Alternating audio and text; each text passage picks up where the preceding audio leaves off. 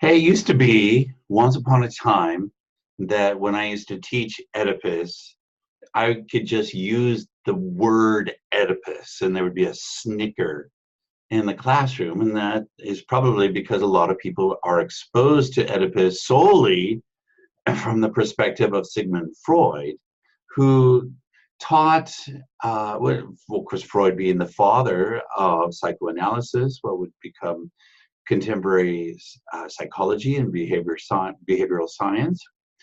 But kind of the foundation of Freud's theory of the unconscious is a concept that he calls the Oedipus complex. And it's this complex that I think would get the snicker.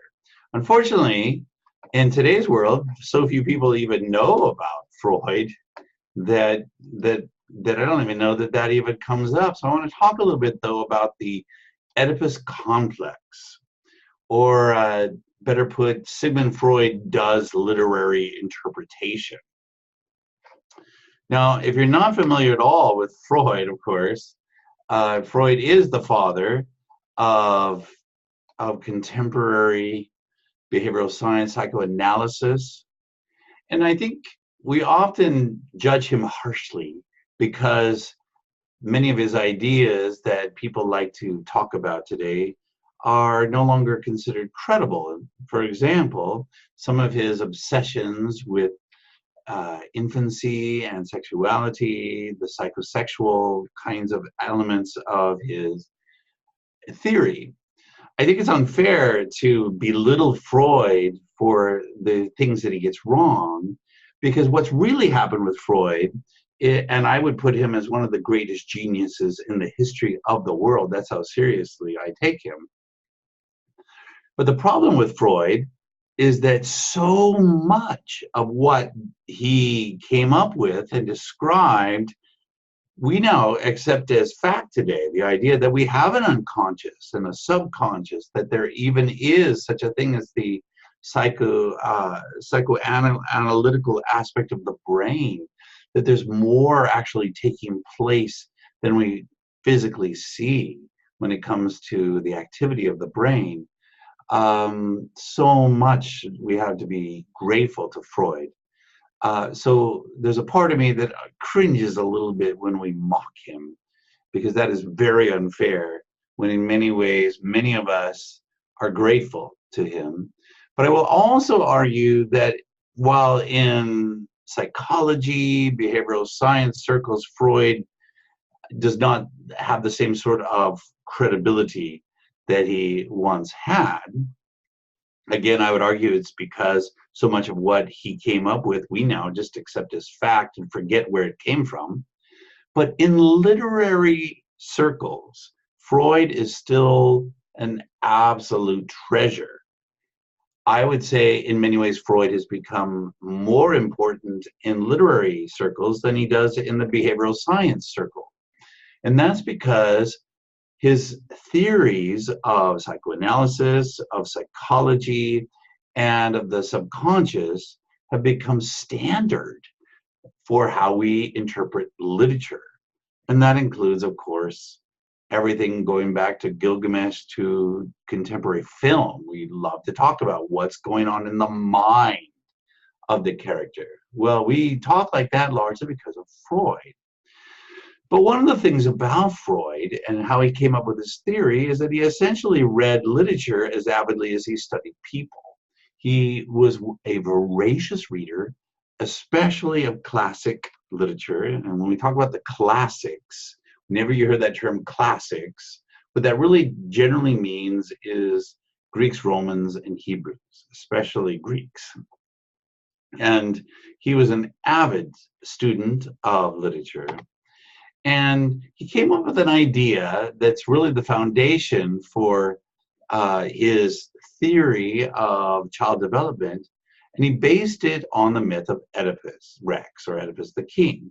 So he drew from the myth of Oedipus the king in order to describe, now this is not proof of, but he used it to describe the attraction he believed a child felt toward the parent of an opposite sex and the rivalry and hostility it feels toward the parent of its own. Now, this is something he argued would take place in infancy. So it's not something, if you're a college student, if you're a guy, that you somehow feel some sort of attraction to your mother and hostility towards your father. But this is something he would describe as taking place in little children. And not to get all into the weeds when it comes to this, but his argument is that this sort of attraction to the parent of the opposite sex occurs during what he called the phallic stage of the psychosexual development of the personality, approximately in years 3 to 5. So as a child is coming into his or her own, as a child, even at that age, is beginning to discover his or her sexuality, not saying that his or her wanting to have sex, but just the fact that he or she is a male or a female. And it involves the resolution of the Oedipus complex, which is believed to occur by the identification with the parent of the same sex and by the renunciation of sexual interest in the parent of the opposite sex. Well, already you can see perhaps why today we sometimes mock him a little bit, but he did consider this to be the very cornerstone of his primary theory of childhood development. Well, here's the issue as it relates to this class. I would like to look at his use of Oedipus and decide whether or not whether it's good science. I'll leave that to the psychology majors among us here, but rather, is it even good literary interpretation? And so let's look a little bit more of what he has to say here and determine whether this is actually good literary interpretation. And again, many psychiatrists, while acknowledging the significance of the Oedipal relationships to personality development in our culture, describe love and attraction toward one parent and hatred and antagonism toward the other, not necessarily to, as Freud argued, sexual rivalry, but to resentment of parental authoritarian power. That would be more of contemporary thinking that has little to do with being sexually attracted to one's mother or one's father, but rather just the natural child trying to find out where those boundaries of authority are. But the real issue is, how did he launch and defend this controversial theory that he called the Oedipus complex? Well, he did it with literature. He read this play. This play, in many ways, is not only influential on literature from the time of Sophocles even to our present day, but it's influential in the world of psychology, which is kind of the same thing as saying it's influential in everything. And here I'm going to actually quote from Freud, from his introductory lectures, which are fascinating reading, some of the most important pieces of writing that he did. And here's his take. And tell me if you think this is good literary interpretation. He writes, "You all know the Greek legend of King Oedipus." And I hope you noticed that in the play that they all pronounce it Oedipus, which is probably more accurate, although in Americanized English we say Oedipus. So the legend of King Oedipus, who was destined by fate to kill his father and take his mother to wife, who did everything possible to escape the oracle's decree and punished himself by blinding when he learned that he had nonetheless unwittingly committed both of these crimes. Thus far, you have to admit, Freud is doing good literary interpretation. That is a wonderful synopsis of Oedipus Rex. That pretty much says what happened. You have a character who I think is good at heart. I would argue he is good at heart. The very fact that he seeks out the truth right to the end, even when he realizes that the truth is going to point to him devastatingly. I think that shows an element of goodness in his heart. I would also agree with Sophocles that the weaknesses and the fallacies and the flaws of Oedipus are not ones that are given to him by the gods, but rather they're actually in him, and those flaws in himself, but perhaps also you could argue the flaws in Jocasta and Laius are the things that ultimately contribute to his demise. You could say that Apollo did not cause this terrible tragedy, but rather predicted it. And this is, of course, the issue we still have today when we talk about how do we view God and his view of the future. Does the fact that he knows the future, is that the same as dictating the future?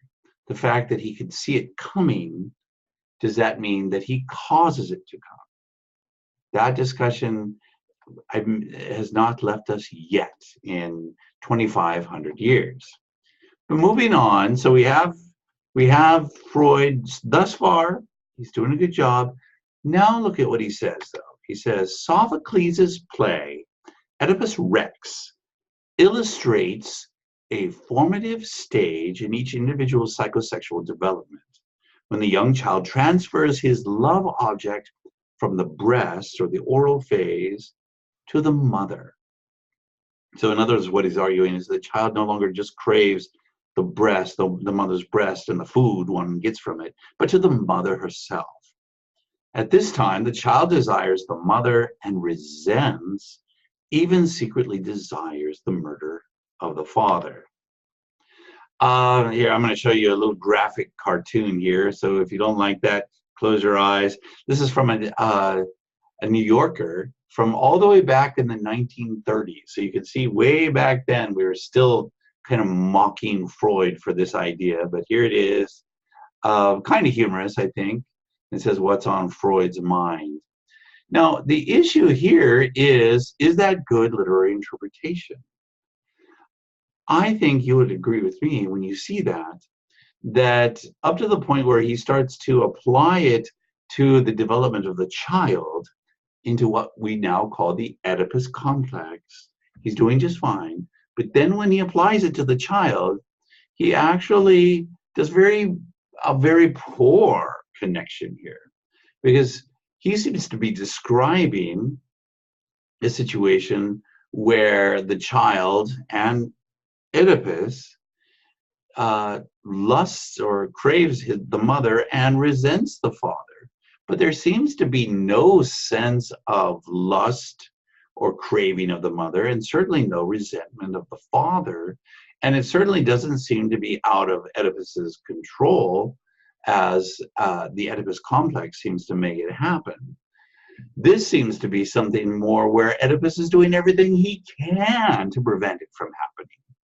So I would argue, whenever you hear the term the Oedipus complex, which is Freud's use of this play in a spectacularly influential way, we still see it in many of our films. We often will call it a Freudian take on a film, or a Freudian take on a novel, where we have the child or even just the adult male in some way having an attraction to the mother-like figure. We will call that Freudian. That's not a very good reading of the play. It may occur in Hollywood, and it may even occur in some sense where you have the young child, the grade schooler. Often there's the joke that the first and second grader, his first love will often be his first grade teacher.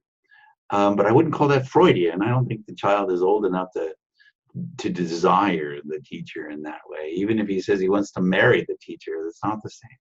So I am a huge fan of Freud. I get very perturbed when people belittle him, because I just think he is a monumental figure and a genius in by every definition of that word. But he gets this one wrong.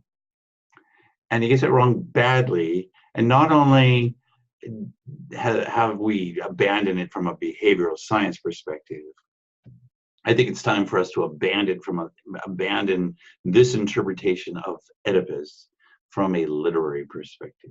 I have a question for you. I'd love to know what you think on this. And do have one more session. So we have one extra one this week, and we're going to talk a little bit about the femme fatale. Hey, thank you so much.